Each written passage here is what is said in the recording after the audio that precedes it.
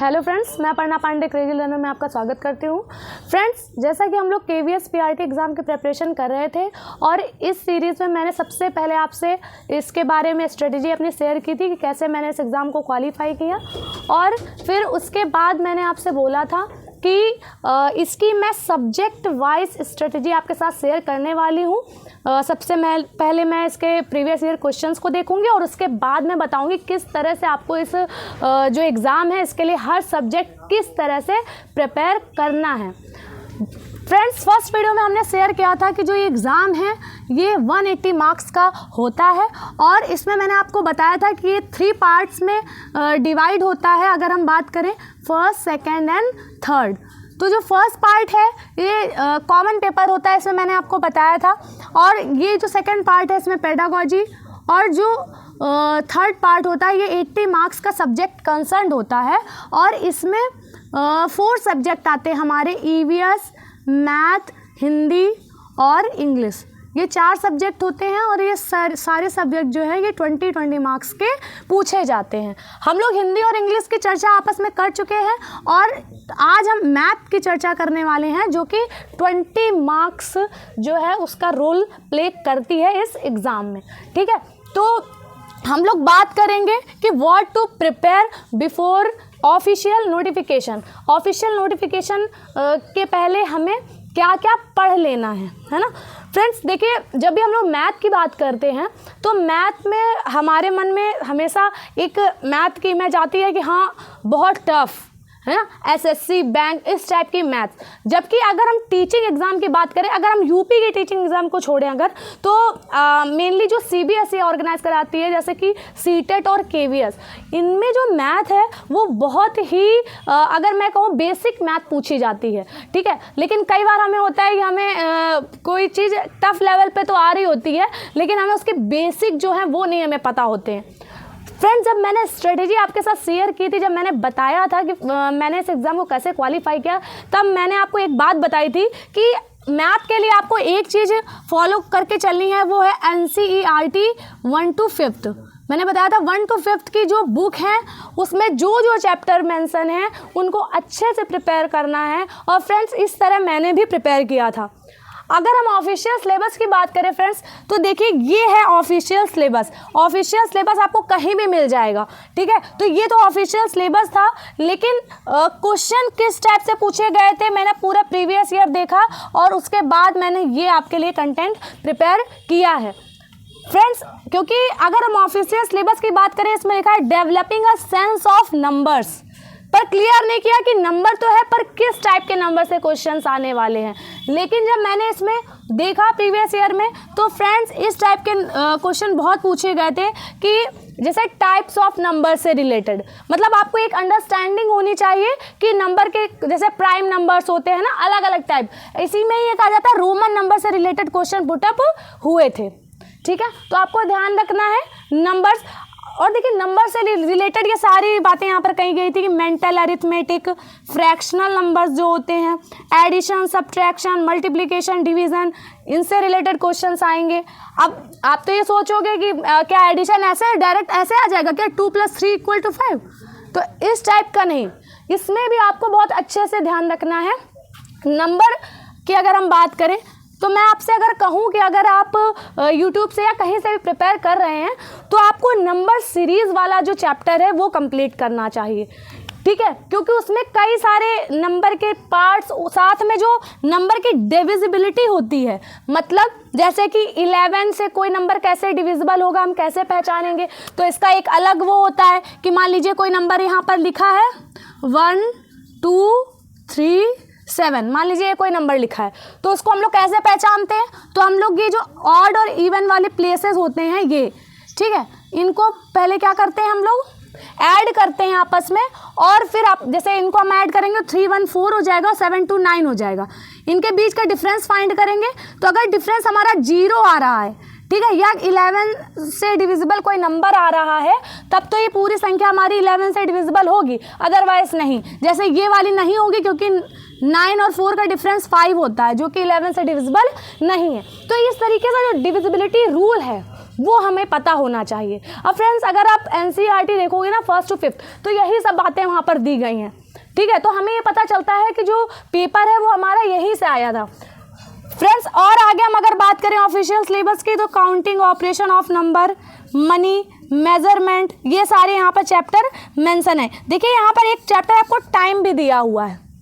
अगर मैं आपसे बात करूँ तो अगर मतलब केवीएस में मैथ की मैं बात करूँ तो आप खुद पाएंगे कि मोस्टली जो है वो नंबर सिस्टम से क्वेश्चन आपके हैं।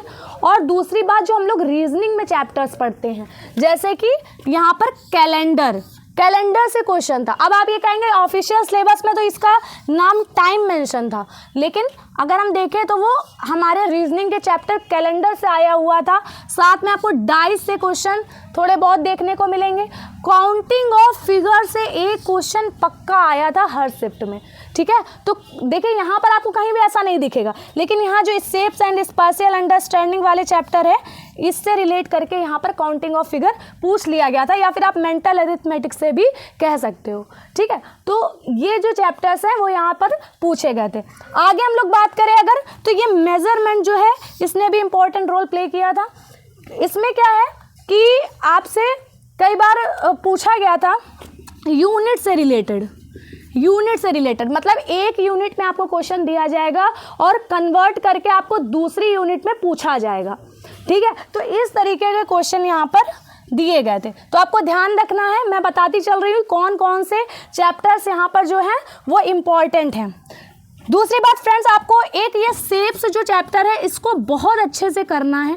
इसमें अलग अलग शेप्स की बात हो रही है, मतलब आपको 2D शेप भी अच्छे से पढ़ना है और 3D भी, ठीक है। 2D में जैसे आपके आ जाएंगे कौन कौन से, जैसे आपका आ जाएगा स्क्वायर, रेक्टेंगल, इनसे क्वेश्चंस थे, ठीक है। और इधर हम लोग 3D में बात करें तो आपका यहाँ पर जो है क्यूबॉइड, इनसे क्वेश्चन पूछे गए थे, ठीक है। तो ध्यान रखना है कि हमें शेप्स में बहुत अच्छे से फोकस करना है। अब शेप्स में किस तरीके से, जैसे अगर मैंने बार बार वही बात कह रही हूँ कि एनसीईआरटी 1st to 5th आपको देखना है, उसमें जिस तरीके से क्वेश्चन इसमें दिए गए हैं सेम वैसे ही पूछे गए थे, ठीक है। तो आई होप आपको समझ में आ रहा है। बेसिक प्रॉफिट एंड लॉस और बेसिक टाइम एंड डिस्टेंस से क्वेश्चन थे। अब टाइम एंड डिस्टेंस की बात करें तो बहुत अलग क्वेश्चन नहीं थे, लेकिन इसमें एवरेज स्पीड से क्वेश्चन पूछा गया था। एवरेज स्पीड बहुत ही बेसिक क्वेश्चन है। और बेसिक प्रॉफिट एंड लॉस मतलब कि कोई चीज़ इतने में मिलती है और इतने में उसको सेल की तो कितने % का प्रॉफिट हुआ, इस टाइप से क्वेश्चन है ना, या कितना प्रॉफिट हुआ, इस टाइप से क्वेश्चन इसमें पूछे गए थे। अब फ्रेंड्स ये वाले क्वेश्चन आपको बहुत ज़्यादा मिलेंगे, जो स्मॉलेस्ट एंड ग्रेटेस्ट वाले थे कि 5 डिजिट की स्मॉलेस्ट जो नंबर है और 6 डिजिट का जो ग्रेटेस्ट नंबर है इसके बीच का डिफरेंस, इस टाइप से। या फिर इस टाइप से आपसे पूछ लिया गया था एचसीएफ एलसीएम को रिलेट करके कि कुछ नंबर्स दे दिए और पूछा कि इन नंबर से जो बड़ी से बड़ी कौन सी संख्या है जो विभाजित होगी, इस टाइप से क्वेश्चन। मतलब कि आपको ये एचसीएफ एलसीएम भी अच्छे से पढ़ना है, ठीक। तो आई होप आपको ये चीज़ें समझ में आ रही हैं जो मैं आपको बता रही हूँ। और बाकी अगर मैं इसका सबका जिस्ट बोलूँ तो आपको क्या क्या प्रिपेयर करना है, तो एक तो नंबर सिस्टम आपको अच्छे से पढ़ना है, जहाँ से भी आप पढ़ सकते हो, जो हम लोग रीजनिंग में पढ़ते हैं चैप्टर, ठीक है, मैथ्स में भी पढ़ते हैं, तो नंबर सिस्टम अच्छे से प्रिपेयर करिए, टाइप्स ऑफ नंबर देखिए, ठीक है। और साथ में आप रीजनिंग का जैसे काउंटिंग ऑफ फिगर कर सकते हो, ठीक है, कैलेंडर कर सकते हो। और मैथ में अगर हम बात करें तो शेप्स हम लोग देखेंगे, और ये किस टाइप से, मतलब बहुत ज़्यादा डीप में जाकर नहीं पूछा गया था, ठीक है, बहुत ज़्यादा डीप में नहीं, बहुत बेसिक क्वेश्चन पूछे गए थे। आप रेफरेंस ले सकते हो एनसीईआरटी बुक से, ठीक है। तो वो हमें देखना है। और इसी में ही जो नंबर सिस्टम हम लोग पढ़ेंगे, इसमें ही हमारी डिविजिबिलिटी हमें अच्छे से देखनी है, ठीक है। और साथ में जो हमारे मेजरमेंट में जो यूनिट चेंजमेंट आता है, यूनिट चेंजमेंट का मतलब मेरा इतना सा है, जैसे आपको दे दिया गया कि 1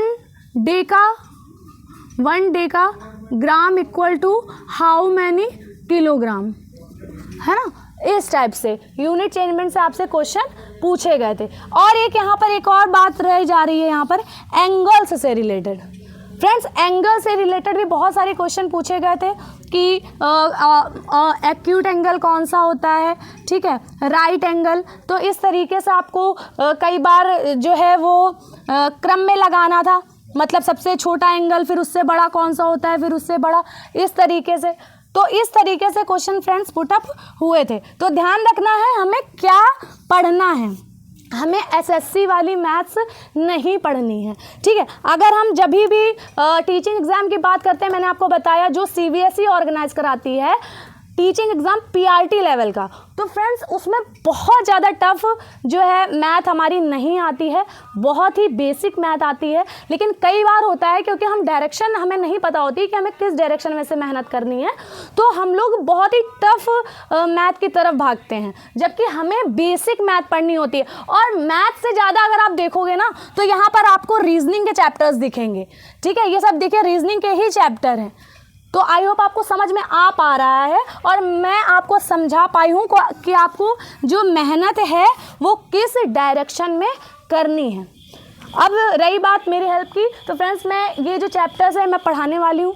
देखिए क्या होता है कई बार कि हमारी मैथ बहुत अच्छी होती है, या बहुत से लोग होते हैं जिनकी मैथ बहुत अच्छी होती है, पर जो कुछ लोग होते हैं तो उनको ये बेसिक भी क्लियर नहीं है, तो मैं उनके लिए बैच चलाऊँगी, उनको पढ़ाऊँगी जिनका बेसिक भी क्लियर नहीं है, ठीक है। तो जब आपका बेसिक क्लियर होगा तो आगे जो और भी अच्छे लेवल की मैथ्स आती है, जैसे यूपी में जो एग्ज़ाम होते हैं टीचिंग के, तो उसमें मैथ अच्छे लेवल की आती है, ठीक है। लेकिन अगर आप केवीएस पीआरटी मतलब केवी में अगर प्राइमरी टीचर बनना चाहते हैं तो आपको बहुत ज़्यादा स्ट्रेस लेने की ज़रूरत नहीं है, बस इतनी ही मैथ पढ़नी है, ठीक है। तो फ्रेंड्स आई होप आपको समझ आया होगा। चलिए मिलते हैं हम लोग नेक्स्ट वीडियो में, तब तक के लिए जय श्री राम।